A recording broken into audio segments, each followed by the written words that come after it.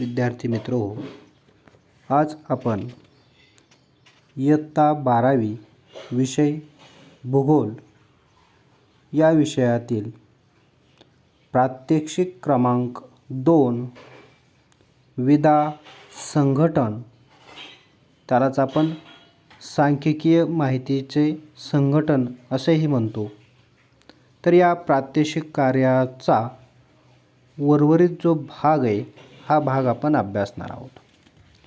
बघा, पहिल्या व्हिडिओमध्ये आपण विदा संघटन करत असताना आपण जी माहिती प्राप्त केलेली, आपण भूगोलामध्ये जी माहिती गोळा केलेली, त्या माहितीचं संघटन कशा पद्धतीनं करायचं आणि संघटन केलेली जी माहिती आहे, गोळा केलेली जी माहिती आहे, ती माहिती आपण कशा पद्धतीनं वर्गीकृत करायची, त्या माहितीचं वर्गीकरण कधी करणं आवश्यक आहे. माहिती जर जास्त असेल तर आपण त्या माहितीचं वर्गीकरण करतो, आणि जर माहिती लहान असेल, संख्येनं कमी असेल, तर त्यावेळेस आपण त्या माहितीचं वर्गीकरण करत नाही. अशा पद्धतीनं वर्गीकृत आणि अवर्गीकृत माहिती कशा पद्धतीने करता येते हे आपण पहिल्या व्हिडिओमध्ये अभ्यासलेलं आहे. आता हा दुसरा जो व्हिडिओ आहे, याच्यामध्ये बघा आपल्याला काही स्वाध्याय म्हणून काही उदाहरणं सोडवण्यासाठी दिलेले आहेत. बघा, प्रश्न 1 काय, खालील सांख्यिकीय माहिती सुसंघटित करायची आहे आणि त्यासाठी वर्गांतर 5 ठेवायचं आहे. खालील सांख्यिकीय माहिती काय करायची, सुसंघटित करायची आणि त्यासाठी वर्गांतर 5 ठेवायचं आहे. आणि खाली संख्या दिलेल्या आहेत बघा, 26, 18, 21, 34, 18, 38, 22, 27, 22, 30, 25, 25, 38, 29, 20, 24, 28, 32, 33 आणि 18 अशा संख्या दिलेल्या आहेत. आणि या संख्या आपल्याला काय करायच्यात, व्यवस्थित त्या संख्यांची जी काय मांडणी, ही मांडणी करायची आहे. बघा, अशा पद्धतीनं दिलेली जी माहिती आहे, ही माहिती सुसंघटित करत असताना सुरुवातीला आपल्याला काय करायचं आहे, जी दिलेली माहिती आहे त्या दिलेल्या माहितीमध्ये असणारी सर्वात लहान संख्या, ज्याला आपण लहान चल असं म्हणतो, ती लहान संख्या आणि सर्वात मोठी संख्या, या दोन संख्या आपल्याला काय करायच्यात, सुरुवातीला शोधून काढायच्यात. बघा, दिलेली जी माहिती आहे, या आकडेवारी आहे, याच्यामध्ये सर्वात लहान संख्या ही किती आहे, 18 आहे. बरोबर, सर्वात लहान संख्या किती आहे, 18 आहे. आणि सर्वात मोठी संख्या किंवा सर्वात मोठे चल हे किती आहे, 38 हे आहे. 38 ही संख्या सर्वात मोठी आहे. आता बघा, दिलेल्या आकडेवारीमध्ये सर्वात लहान संख्या आणि सर्वात मोठी संख्या शोधल्यानंतर आपल्याला काय करायचं आहे, या पद्धतीनं एक तक्ता तयार करायचा आहे. त्यामध्ये काय असणार आहे, वर्गांतर, दंडचिन्ह आणि वारंवारता, अशा पद्धतीनं आपण 3 कॉलम तयार करणार आहोत. अशा पद्धतीनं आपल्याला एक तक्ता तयार करायचा आहे. आणि या तक्त्यामध्ये आपण काय करणार आहोत, ही दिलेली जी माहिती आहे, ही माहिती वर्गीकृत करण्याचा प्रयत्न आपण या तक्त्याच्या माध्यमातून करणार आहोत. बघा, सुरुवातीला आपल्याला काय सांगितलं, या उदाहरणामध्ये वर्गांतर किती ठेवायचं आहे, 5 ठेवायचं आहे. आणि म्हणून आपण काय करणार आहोत की त्या ठिकाणी सर्वात लहान संख्या किती आहे, 18 आहे. म्हणजे 18 पेक्षा आपण काय करणार आहोत, वर्गांतर 5 ठेवायचं आहे. आणि म्हणून आपण 16 ते 20 या संख्येचा एक गट तयार करणार आहोत. त्यानंतर 21 ते 25, त्यानंतर 26 ते 30, 31 ते 35 आणि 36 ते 40 अशा पद्धतीनं आपण वर्गांतर ठेवणार आहोत. कारण या ठिकाणी 16 ते 5 ह्या संख्या जर आपण मोजल्या तर त्या 16 पासून 20 पर्यंत जर संख्या मोजली तर वर्गांतर किती राहतं, 5 राहतं. म्हणजे 5 अंकाचा फरक याच्यामध्ये असल्याचं आपल्याला दिसून येतो हे आपल्याला सांगितलं आहे वर्गांतर 5 ठेवायला आणि म्हणून आपण ते ठेवलेलं आहे.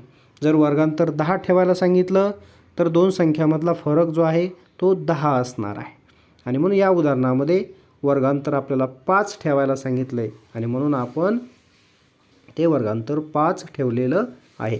आता 16 ते 20 या ठिकाणी आपण घेतलेलं आहे बरोबर, कारण आपली सर्वात कमी संख्या किंवा सर्वात कमी जे चल आहे हे किती आहे 18 आहे आणि सर्वात जास्त किंवा सर्वात मोठा असणारा अंक जर आपण बघितला तर तो किती आहे 38 आहे आणि म्हणून आपण काय केलेलं आहे 40पर्यंतच वर्गांतर घेतलेलं आहे. दिलेली संख्या लहान संख्या आणि मोठी संख्या विचारात घेऊन आपण वर्गांतर कुठपर्यंत घ्यायचं हे आपण ठरवणार आहोत. या उदाहरणामध्ये 18 आणि 38, 18 ही सर्वात लहान संख्या आणि 38 ही सर्वात मोठी संख्या आहे आणि म्हणून 40पर्यंत आपण वर्गांतर ठेवलेलं आहे. बघा आता या ठिकाणी 16 ते 20, 16 ते 20 हे जे वर्गांतर आहे या वर्गांतरामध्ये समाविष्ट होणाऱ्या संख्या जर आपण बघितल्या तर त्या संख्या किती आहेत ते आपण काय करणार आहोत, या दंड चिन्ह जे आहे या दंड चिन्हामध्ये त्या ठिकाणी संख्या नोंदवणार आहोत. म्हणजे 16 पासून 20 पर्यंत या दरम्यान असणाऱ्या ज्या काही संख्या जेवढ्या संख्या असतील तेवढ्या संख्या या ठिकाणी त्याची नोंद करणार आहोत आणि समोरचा जो तक्ता आहे वारंवारता त्यामध्ये त्या एकूण संख्यांची जी काही बेरीज असेल ती बेरीज आपण या ठिकाणी नोंदवणार आहोत. दिलेल्या उदाहरणाचा जर आपण विचार केला तर दिलेल्या उदाहरणामध्ये काय आहे बघा, या ठिकाणी 16 ते 20 दरम्यान असणाऱ्या संख्या जर आपण शोधल्या तर त्या ठिकाणी बघा 1, 18 1 झाली बरोबर, दुसरी 18 ही दुसरी संख्या झाली बरोबर. आणि म्हणून काय केलं की या ठिकाणी मग या दंडचिन्हामध्ये 18 1 आहे, एक रेष ओढले, दुसरी 18 दुसरी रेष ओढली. त्यानंतर 16 ते 20च्या दरम्यान आणखीन कोणता अंक आहे, कोणती संख्या आहे हे शोधायचं आहे आपल्याला बरोबर. त्यानंतर या ठिकाणी परत काय 20 आहे बरोबर. परत आपण काय करणार आहोत, या दंडचिन्हामध्ये तिसरी रेष ओढणार आहोत आणि परत काय की या ठिकाणी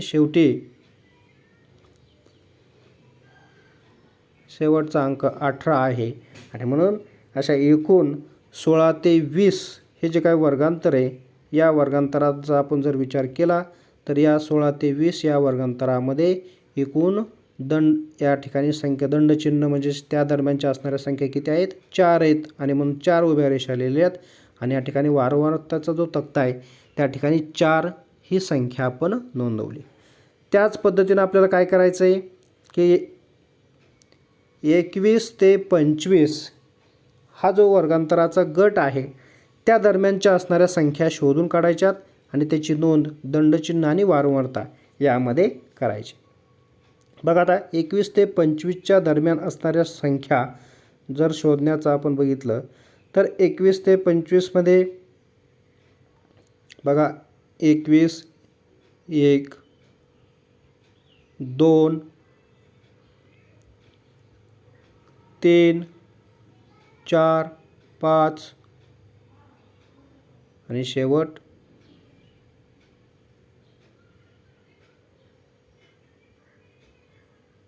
या ठिकाणी 24 एक संख्या आहे बरोबर.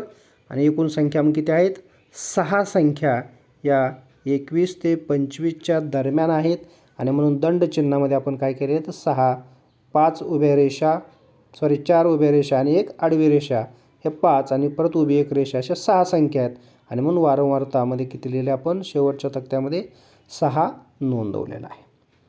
त्यानंतर बघा त्या ठिकाणी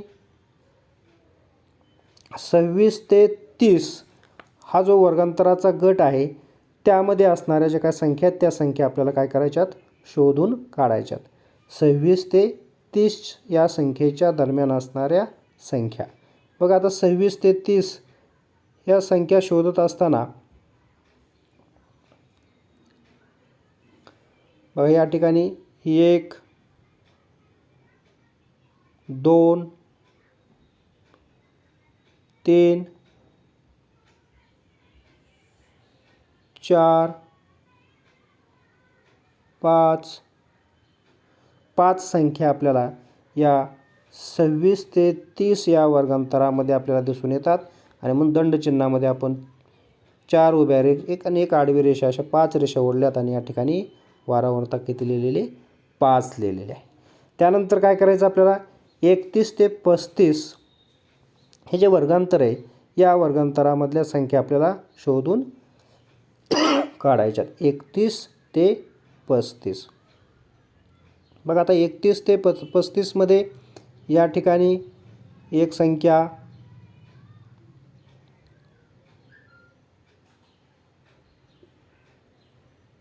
31 ते 35 बरोबर. 34 एक झाली. त्यानंतर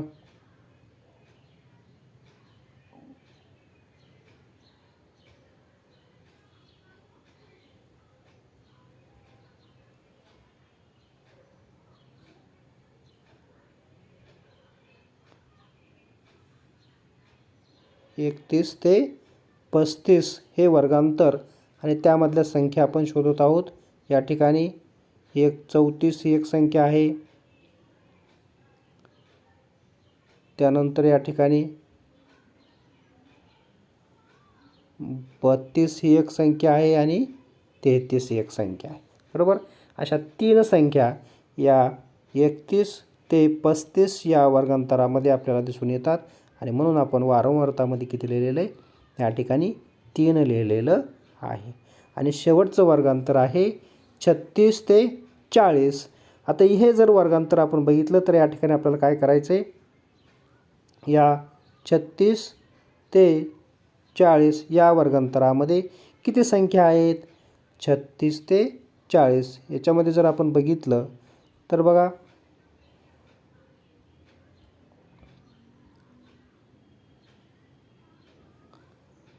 38 एक आहे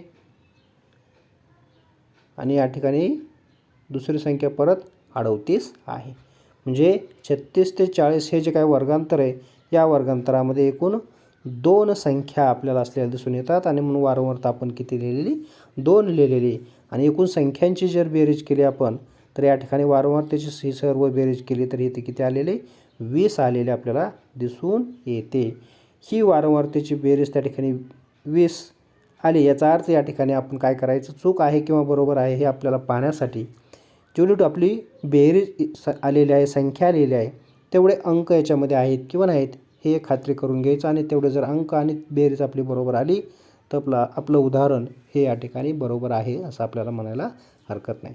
मग आपण या जर संख्या मोजल्या 26 पासून 18 पर्यंतच्या तर या सर्व संख्येने किती भरतील 20 भरलेलं तुम्हाला दिसून येतील. 1 2 3 4 5 6 7 8 9 10 11 12 13 14 15 16 17 18 19 आणि 20. म्हणजे या ठिकाणी जी वारंवारता एकूण बेरीज झालेली त्या 20 आहे आणि संख्या देखील 20 आहेत. याचा अर्थ आपलं उदाहरण बरोबर आहे.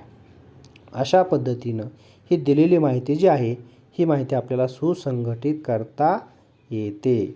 अशा पद्धतीनं आपल्याला काय करावं लागेल, हा तक्ता तयार करावा लागेल आणि वर्गांतर घेऊन आपल्याला काय करता येईल, ती माहिती जी आहे ही माहिती या पद्धतीनं काय करता येईल, वर्गीकृत करता येऊ शकते.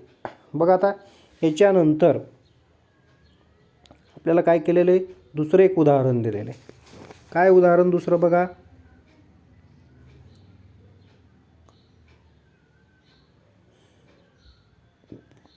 एका भौगोलिक प्रश्नाचे उत्तर देण्यासाठी विद्यार्थ्याच्या एका गटाला लागणाऱ्या वेळेची सेकंदात आकडेवारी खाली दिलेली आहे. वर्गांतर 10चे अंतर घेऊन दिलेल्या माहितीचे वर्गीकरण करा असं या ठिकाणी सांगितलेलं आहे. या ठिकाणी काय सांगितले बघा, पहिल्या उदाहरणामध्ये काय होतं, वर्गांतर 5 होतं आणि या उदाहरणामध्ये मात्र त्यांनी काय केलेले, वर्गांतर 10 घ्यायला सांगितलेलं आहे. आणि त्याच पद्धतीनं आपल्याला काय करायचं आहे, हे देखील उदाहरण सोडवायचं आहे. बघा आता आपल्याला सुरुवातीला काय करायचं आहे, दिलेली जी आकडेवारी आहे, दिलेली जी संख्या आहे त्या संख्येतलं सर्वात लहान चल आणि सर्वात मोठं चल म्हणजे सर्वात लहान संख्या आणि सर्वात मोठी संख्या ही आपल्याला शोधून काढायची आहे. दिलेल्या उदाहरणामध्ये सर्वात लहान संख्या किती आहे? 8 आहे आणि सर्वात मोठी संख्या जर आपण बघितलं तर ती किती आहे? सर्वात मोठी संख्या ही आपल्याला 34 या ठिकाणी आहे आणि म्हणून सर्वात लहान संख्या आणि सर्वात मोठी संख्या आपण या ठिकाणी काय करायची? शोधून काढायची आहे. लहान संख्या किती आहे? 8 आहे आणि मोठी संख्या 34 आहे. या ठिकाणी बघा,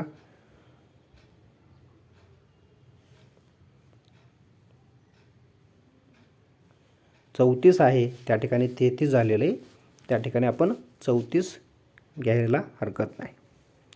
बघा आता या ठिकाणी वर्गांतर आपल्याला 10 ठेवायचं. याप्रमाणे आपल्याला काय करता येईल? तक्ता तयार करता येईल. वर्गांतर, दंडचिन्ह आणि वारंवारता. वर्गांतर 1 ते 10. वर्गांतर किती ठेवायचे? 10 ठेवायचे आणि म्हणून लहान संख्या किती आहे? 8 आहे आणि म्हणून आपण काय केलेलं आहे? 1 पासून 10 पर्यंतचा एक गट किंवा वर्गांतर निवडलेला आहे. त्यानंतर 11 ते 20, 21 ते 40 आणि 31 ते 40 अशा पद्धतीनं 10-10 अंकाचा फरक आपण त्याच्यामध्ये केलेला आहे. सर्वात मोठे चल किती आहे? 34 आहे आणि म्हणून आपण 40 पर्यंत काय केलेलं आहे? वर्गांतर ठेवलेलं आहे. आता बघा आपल्याला काय करू आपण? या ठिकाणी पहिलं जे वर्गांतराचा गट आहे 1 ते 10, यामध्ये किती अंक आहेत ते आपल्याला सुरुवातीला काय करावं लागतील? शोधून काढावं लागतील. वर्गांतर 1 ते 10 मध्ये किती अंक आहेत किंवा किती संख्या आहेत? 1 ते 10 या वर्गांतरामध्ये. बघा आता याच्यामध्ये जर आपण बघितलं तर 1 ते 10 मध्ये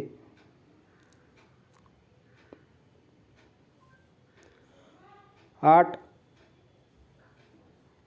1 ते 10 वर्गांतरामध्ये जर आपण बघितलं तर 8 हा एकच अंक असल्याचा आपल्याला दिसून येतो किंवा एकच संख्या असल्याचे आपल्याला दिसून येते आणि म्हणून 1 ते 10 वर्गांतर, दंडचिन्ह या ठिकाणी आपण 1 दिलेलं आहे आणि या ठिकाणी वारंवारता देखील किती असणार आहे? 1 असणार आहे. त्यानंतर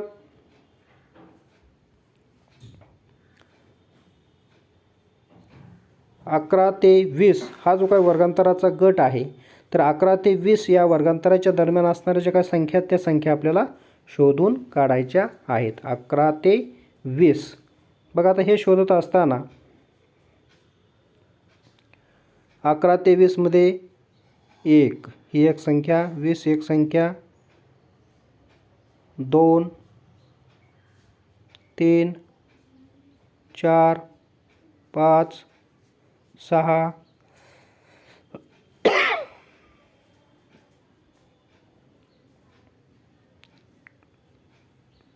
या ठिकाणी 7, 8,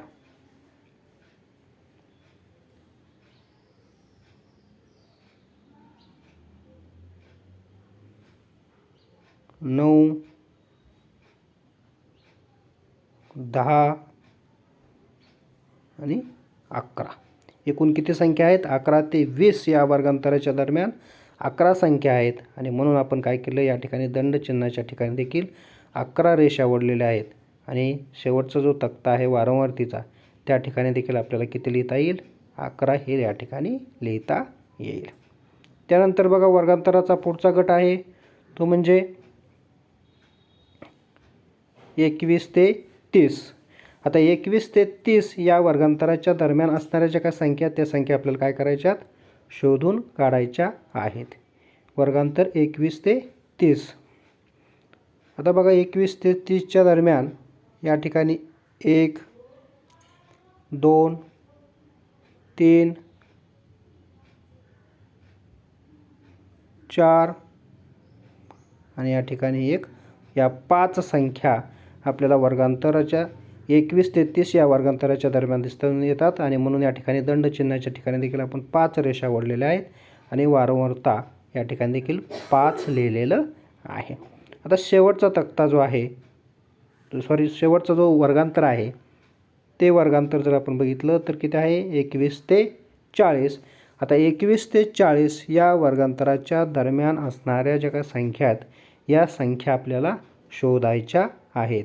वर्गांतर 31 ते 40 या दरम्यान असणाऱ्या संख्या. बघा आता वर्गांतर 31 ते 40 मध्ये जर आपण बघितलं तर ही एक संख्या आहे, ही एक आहे 2, ही एक 2 संख्या,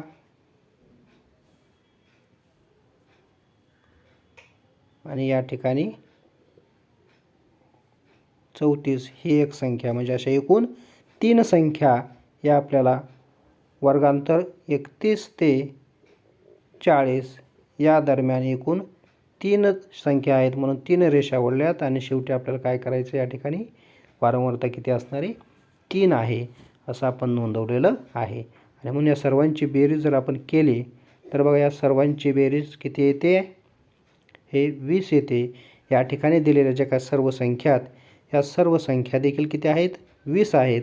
आणि या ठिकाणी आलेली बेरीज देखील 20 आहे. म्हणजे आपलं उदाहरण या ठिकाणी बरोबर आलेलं आहे. अशा पद्धतीनं दिलेल्या माहितीचं आपल्याला 10चं वर्गांतर घेऊन ती माहिती अशा पद्धतीनं आपल्याला वर्गीकृत करता येते. त्यानंतर बघा पुढचं जे उदाहरण आहे हे पुढचं उदाहरण आपल्याला या ठिकाणी सोडवायचं आहे. काय बघा हे उदाहरण, खालील परिच्छेद वाचा आणि सारणी पूर्ण करा असं म्हटलेलं आहे. काय करायचं, खालील परिच्छेद वाचा आणि सारणी पूर्ण करा. बघा एका गावात कोणाकडे किती हेक्टर जमीन आहे त्याची माहिती पुढील प्रमाणे आहे. गावात 2000 कुटुंब आहेत. गावात एकूण कुटुंब किती आहेत, 2000 आहेत ज्यांच्याकडे जमीन आहे. त्यापैकी अर्ध्या कुटुंबाकडे 1 ते 3 हेक्टर या वर्गातील जमीन आहे. म्हणजे एकूण कुटुंब आहेत 2000. त्या 2000 कुटुंबापैकी अर्ध्या कुटुंबाकडे 1 ते 3 हेक्टर जमीन आहे. अर्ध्या कुटुंबाकडे म्हणजेच 2000 पैकी अर्ध्या कुटुंबाकडे म्हणजे 1000 कुटुंबाकडे 1 ते 3 हेक्टर जमीन आहे असं आपल्याला म्हणता येतं. त्यानंतर त्या ठिकाणी 200 कुटुंब 3 ते 5 हेक्टर या प्रवर्गात येतात. त्यापैकी 200 कुटुंब असे आहेत की त्यांच्याकडे किती हेक्टर जमीन आहे, 3 ते 5 हेक्टर जमीन आहे. उर्वरित कुटुंबापैकी म्हणजे बघा सुरुवातीचे 1000, नंतरचे 200, 1200 गेले आणि राहिले किती 800. तर त्या 800 पैकी 50% कुटुंबाची मालकी ही 5 ते 10 हेक्टर आहे आणि उर्वरित 50% जे कुटुंब आहेत त्यांची मालकी किती आहे, 10 ते 20 हेक्टर या वर्गात आहेत. आणि 20 आणि त्यापेक्षा अधिक हेक्टर जमीन मात्र कोणत्याही कुटुंबाकडे नाही. तर हे उदाहरण आपल्याला दिलेलं आहे आणि या उदाहरणावरून आपल्याला काय करायची ती माहिती वर्गीकृत करण्यास सांगितलेलं आहे. आता बघा एकंदर ह्या उदाहरणामध्ये आपण बघितलं तर एकूण आपल्याला 2000 कुटुंब या ठिकाणी दिलेले आहेत आणि या 2000 कुटुंबाची माहिती आपल्याला किंवा त्याचं वर्गीकरण हे या ठिकाणी करायचं आहे.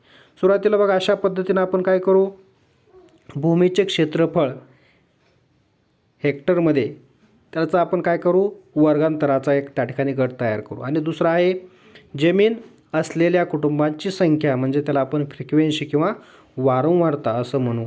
तरी अशा पद्धतीनं आपण 2 कॉलम तयार करू, अशा पद्धतीनं आपण तक्ता तयार करू आणि याच्यामध्ये आपल्याला काय करायचं हे उदाहरण सोडवायचे. बघा सुरुवातीला काय म्हटले की 1 ते 3 हेक्टर जमीन ही किती कुटुंबाकडे आहे, अर्ध्या कुटुंबाकडे. अर्ध्या कुटुंबाकडे म्हणजे 2000 पैकी अर्धे म्हणजेच किती आहे, 1000 कुटुंब या ठिकाणी येतील. 1 ते 3 हेक्टर जमीन ही अर्ध्या कुटुंबाकडे आहे. आणि 200 कुटुंब असे आहेत बघा, 200 कुटुंबाकडे किती हेक्टर जमीन आहे, 3 ते 5 हेक्टर जमीन ही 200 कुटुंबाकडे आहे. आता बघा 1000 आणि 200 झाले किती 1200. मग 1200 एकूण कुटुंब आहेत 2000, त्यापैकी 1200 गेले म्हणजे खाली किती राहिले, 800 कुटुंब राहिले. तर उर्वरित जे 800 कुटुंब आहेत त्यापैकी 5 ते 10 हेक्टर जमीन ही अर्ध्या कुटुंबाकडं म्हणजे 50% कुटुंबाकडं म्हणजेच किती येईल या ठिकाणी 400 कुटुंबांची संख्या येईल. आणि 10 ते 20 हेक्टर जमीन हे उर्वरित 50% म्हणजेच 400 कुटुंबाची त्यावर मालकी आहे आणि 20पेक्षा जास्त हेक्टर जमीन ही कुठल्याही कुटुंबाकडे नाही. आणि म्हणून एकंदरीत एकूण जर आपण याची बेरीज जर केली तर ती किती येते? 2000 एवढे येते. आणि म्हणून अशा पद्धतीनं आपल्याला काय करता येईल, ही जी काय सारणीमध्ये अशा पद्धतीनं या संख्येचं वर्गीकरण आपल्याला करता येऊ शकतं. आणि म्हणून अशा पद्धतीनं जे आपल्या भूगोलामध्ये माहिती दिलेली आहे त्या माहितीचं वर्गीकरण आपल्याला करता येऊ शकतं.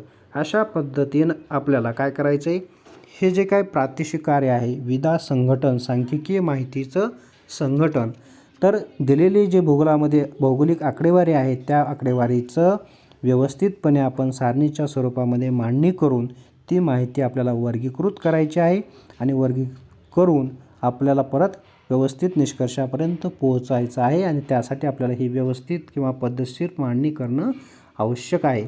या ठिकाणी आपलं हे दुसरं प्रात्यक्षिक जे कार्य आहे विधा संघटन सांख्यिकीय माहितीचं संघटन, हे प्रात्यक्षिक कार्य या ठिकाणी संपलेलं आहे. आता हे जे प्रात्यक्षिक कार्य आहे हे प्रात्यक्षिक कार्य तुम्ही तुमच्या वहीमध्ये लिहायला हरकत नाही. धन्यवाद.